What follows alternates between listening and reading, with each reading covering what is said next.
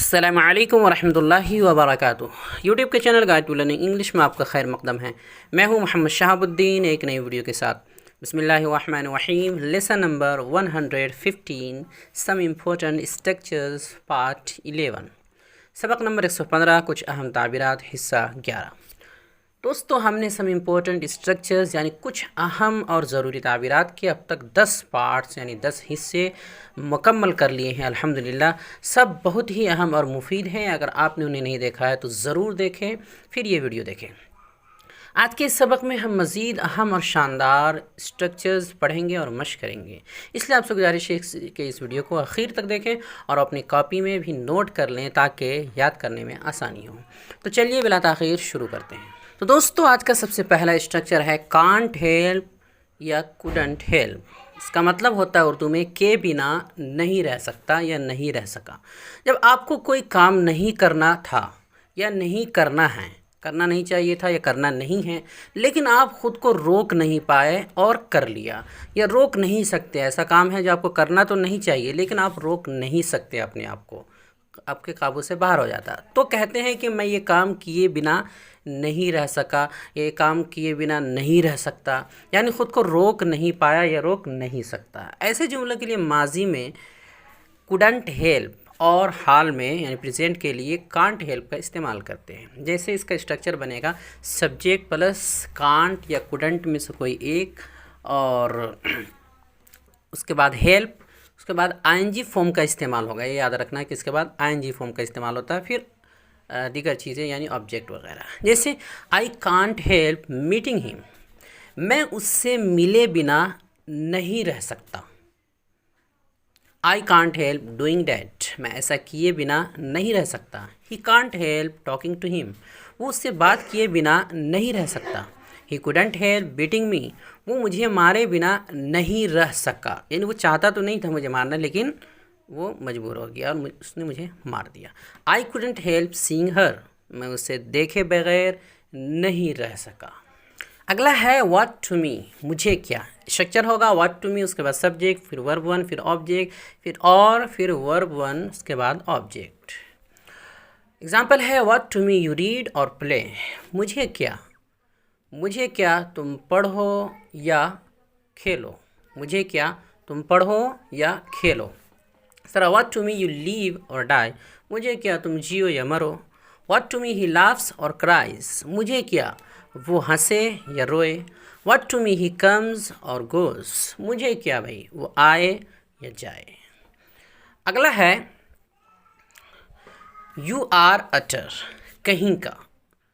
इसका स्ट्रक्चर बनेगा you are अटर, उसके बाद कोई एडजेक्टिव लिखेंगे। ये इस तरह इस्तेमाल करते हैं, समझ में आ जाएगा एग्जांपल से। यू आर अटर मैट, पागल कहीं के, ऐसा हम बोलते हैं उर्दू में, पागल कहीं के, बदमाश कहीं के, बदतमीज़ कहीं के, तो उसके लिए अटर का इस्तेमाल करते हैं। तो यू आर अटर मैट, पागल कहीं के, चूँकि ये हम सामने वाला ही को बोलते हैं इसीलिए यू आर का इस्तेमाल हुआ है। यू आर अटर ब्लाइंड, अंधा कहीं का। यू आर अटर फुलिश, बेवकूफ़ कहीं के। यू आर अटर लायर, झूठा कहीं का। यू आर अटर लेज़ी, काहिल कहीं के, सुस्त कहीं के। इस तरह गुस्से में बोलते हैं। अगला है मीन अलॉट या मैटर अलॉट, बहुत अहमियत रखता है, माना रखता है, ख़ास अहमियत रखता है। इसके लिए सब्जेक्ट, उसके बाद मीन या मैटर में से कोई एक, फिर सामने अलॉट लगाएंगे, उसके बाद टू, फिर आगे जा कर के कोई ऑब्जेक्ट लगेगा। जैसे your words mean a lot to me, तुम्हारी बातें मेरे लिए बहुत अहमियत रखती हैं।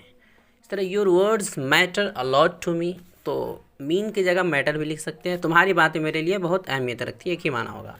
This relationship matters a lot to him, ये ताल्लुक़ उसके लिए बहुत माना रखता है। किसी और के बारे में बता रहे हैं कि ताल्लुक़ उसके लिए बहुत माना रखता है, अहमियत रखता है। Your advice means nothing to me, अब इसी की नफ़ी बना दिए तो नेगेटिव, तो तुम्हारी राय मेरे लिए कोई माना नहीं रखती है, यानी कोई अहमियत नहीं रखती है। इसी तरह your advice doesn't matter to me, matter के लिए भी इस्तेमाल कर सकते हैं, मैटर भी, उससे पहले डजंट लिखेंगे। आपकी राय मेरे लिए कोई अहमियत नहीं रखती है। आगे बढ़ते हैं, अगला है येट टू, अभी बाकी है या अभी भी बचा है। इसका स्ट्रक्चर बनेगा subject plus is am are में से कोई एक, फिर येट टू, फिर वर्ब वन, उसके बाद अदर। एग्जाम्पल है the big problems are yet to come, बड़ी मुसीबत आना अभी बाकी है। The police are yet to find the proof, पुलिस को दलील ढूंढना अभी भी बाकी है। इस तरह you are yet to pay money, तुम्हें पैसे अदा करना अभी बाकी है, यानी अभी आपने पैसा अदा नहीं किया है। This thief is yet to speak the truth, इस चोर का सच बोलना अभी बाकी है। अगला है फील लाइक, मन करता है, मन किया या मन नहीं करता है, मूड नहीं है। हम कभी उर्दू में इस तरह बोलते हैं कि मेरा कुछ करने का मन नहीं कर रहा है, या ये मेरा मन नहीं किया, मुझे पढ़ने का मन नहीं है, या मुझे बिरयानी खाने का मन कर रहा है या मन है, वगैरह वगैरह। ऐसे जुमलों के लिए फ़ील लाइक का इस्तेमाल करते हैं। मौका महल और जुमले के हिसाब से फ़ील वर्ब में तब्दीली हो सकती है, यानी फेल्ट भी हो सकता है। जैसे इसका स्ट्रक्चर बनेगा सब्जेक्ट प्लस फ़ील या फेल्ट में से कोई एक, या और जो भी हो सकता है इस तरह। उसके बाद आगे लाइक, फिर आईएनजी फॉर्म, इसमें भी आईएनजी फॉर्म का खास ख्याल रखना है, आईएनजी फॉर्म ही लगता है। और उसके बाद दीगर चीज़ें, जैसे I don't feel like going to school, मुझे स्कूल जाने का मन नहीं है, यानी मन नहीं करता है। I feel like eating biryani, मुझे बिरयानी खाने का मन कर रहा है। आई don't feel like study today, मुझे आज पढ़ने का मन नहीं है, पढ़ने का मन नहीं कर रहा है। I feel like taking tea, मुझे चाय पीने का, I felt like taking tea, मुझे चाय पीने का मन किया। He didn't feel like playing football, उसे फुटबॉल खेलने का मन नहीं था। अगला है इट वाज रॉन्ग ऑफ मी, मेरी गलती थी। इसका स्ट्रक्चर बनेगा इट वाज रॉन्ग ऑफ मी, उसके बाद टू, फिर वर्ब वन, उसके बाद अदर। जैसे it was wrong of me to marry you, तुमसे शादी करना मेरी गलती थी। It was wrong of me to meet him, उससे मुलाकात करना, मिलना मेरी गलती थी। इस तरह अगला है it was wrong of me to invite you, तुम्हें दावत देना यानी बुलाना मेरी गलती थी। It was wrong of me to give you money, तुम्हें पैसे देना मेरी गलती थी, नहीं देना चाहिए था। अगला है डेस्टिन्ड टू, होना ही था, यह मुक़द्दर में था, मुक़द्दर में है, नसीब में था या नसीब में है। इसके लिए स्ट्रक्चर होगा subject plus is am are या वाज वर्ब में से कोई, उसके बाद डेस्टिन्ड टू, फिर वर्ब वन, उसके बाद other.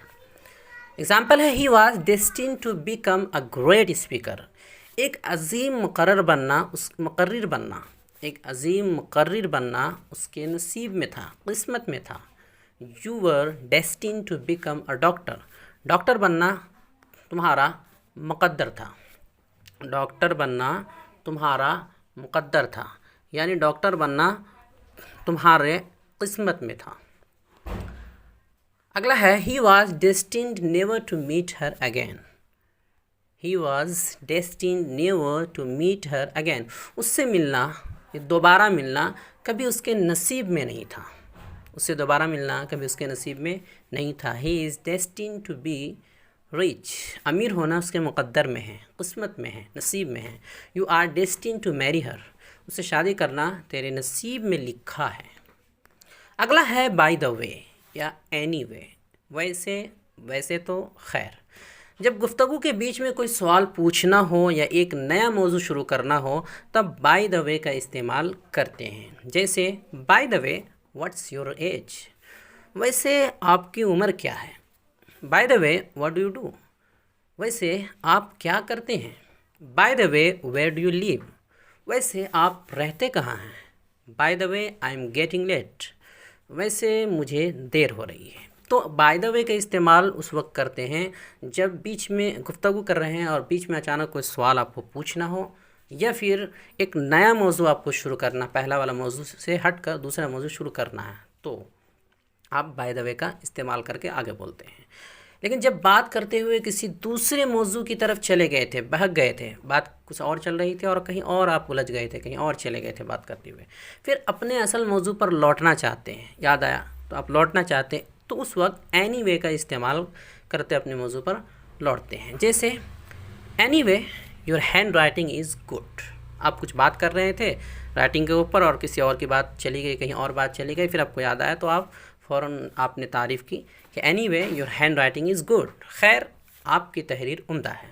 Any way I was telling you that I have got a job, خیر میں آپ کو یہ بتا رہا تھا کہ مجھے نوکری مل گئی ہے. Any way your performance was آسم، خیر آپ کی کارکردگی شاندار تھی، آپ کا جو پرفارمنس تھا بہت ہی شاندار تھا. آگے بڑھتے ہیں، اگلا ہے all you have to do is, بس آپ کو یہ کرنا ہے، یعنی آپ کو کرنا یہ ہے، اس طرح بولتے ہیں. اس کے لیے اسٹرکچر ہے all you have to do is, اس کے بعد ٹو، پھر ورب ون، پھر ادرس. اسے ایگزامپل سے سمجھ میں آ جائے گا. All you have to do is to arrange 5000 rupees, بس آپ کو 5000 روپئے کا انتظام کرنا ہے، یعنی آپ کو جو کرنا ہے وہ یہ ہے کہ 5000 روپئے کا انتظام کریں. تو بس آپ کو 5000 روپئے کا انتظام کرنا ہے، 5000 روپیز. اسی طرح اگلی مثال ہے all you have to do is to one one more match, بس تمہیں ایک میچ اور جیتنا ہے. All you have to do is to take care of ہم، بس آپ کو اس کا خیال رکھنا ہے. All you have to do is to defeat ہم ونس، بس تمہیں اس کو ایک بار شکست دینا ہے، ہرانا ہے. اگلا ہے انٹائٹلڈ ٹو، حقدار ہے یا مستحق ہے. اس کے لیے سبجیکٹ، اس کے بعد اضمار میں سے کوئی ایک، پھر انٹائٹلڈ ٹو، پھر ورب ون، اس کے بعد کوئی کسی بھی ورب ون یا پھر نون، دونوں میں سے کسی ایک کا استعمال کیا جا سکتا ہے.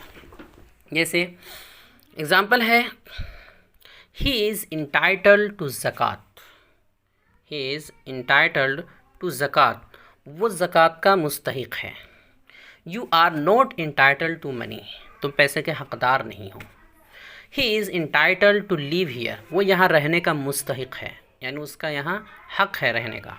They are not entitled to take food, وہ لوگ کھانا کھانے کے مستحق نہیں ہیں. تو ورب کا بھی استعمال کر سکتے ہیں، ورب ون کا اور کسی نون کا بھی. آگے بڑھتے ہیں، اگلا ہے انز and outs of some thing, پوری تفصیل مکمل جانکاری. اس کا اسٹرکچر بنے گا سبجیکٹ پلس ورب، ہو سکتا ہے کوئی بھی ورب ہو سکتا ہے، اس کے بعد آبجیکٹ، پھر انز اینڈ آؤٹس آف، اس کے بعد ناؤن، پھر دیگر چیزیں. جیسے he should know the ins and outs of the job after 2 years of experience، 2 سال کے تجربے کے بعد اسے نوکری کی پوری تفصیل معلوم ہونی چاہیے. اگر آپ کو کسی چیز کے بارے میں، کسی چیز کی تفصیل کے بارے میں بات کرنی ہو، جاننا ہو، تو انز اینڈ آؤٹس آف کا استعمال کریں گے. اس کے بعد آگے جو نون ہے وہ استعمال ہوگا، انز اینڈ آؤٹس آف. اس طرح you don't know the انز and outs of law, تمہیں قانون کی پوری تفصیل نہیں معلوم ہے. You must know the انز and outs of business before you start it, کاروبار شروع کرنے سے پہلے آپ کو اس کی پوری تفصیل ضرور معلوم ہونی چاہیے. آگے بڑھتے ہیں، اگلا ہے ان اے نٹ شیل، اختصار میں، مختصراً، وغیرہ وغیرہ، کئی ترجمے ہو سکتے ہیں. اس کا اسٹرکچر ہوگا سبجیکٹ، پھر ورب، کوئی بھی ورب ہو سکتا ہے، آبجیکٹ، آگے ان اے نٹ شیل، اس کے بعد کوئی بھی آبجیکٹ وغیرہ جو دیگر چیزیں ہو سکتی ہیں. جیسے مثال ہے tell me your plan in a nut shell, مجھے مختصر میں اپنا منصوبہ بتاؤ. Tell me in a nut shell what precisely happened their, مجھے اختصار میں بتاؤ کہ وہاں ٹھیک ٹھیک ہوا کیا تھا. Deliver your speech in a nut shell, اپنی تقریر اختصار میں کرو. He told his story in a nutshell، اس نے مختصر میں اپنی کہانی سنائی، مختصراً اپنی کہانی سنائی اختصار میں. اگلا ہے فیس ٹو فیس، روبرو، آمنے سامنے.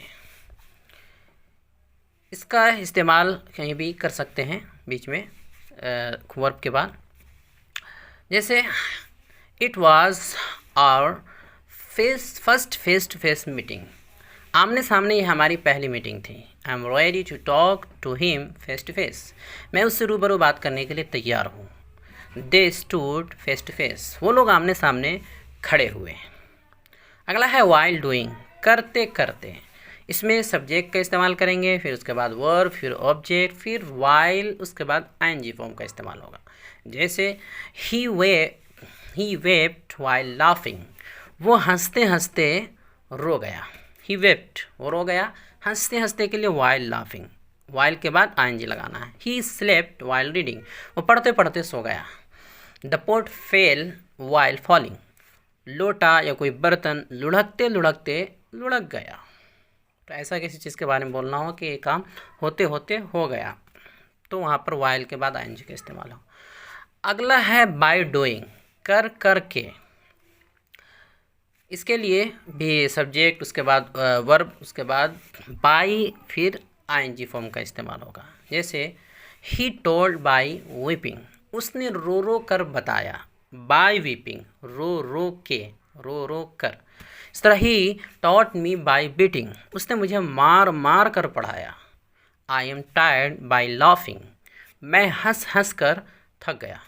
He read out the lesson by shouting، اس نے چلا کر سبق سنایا.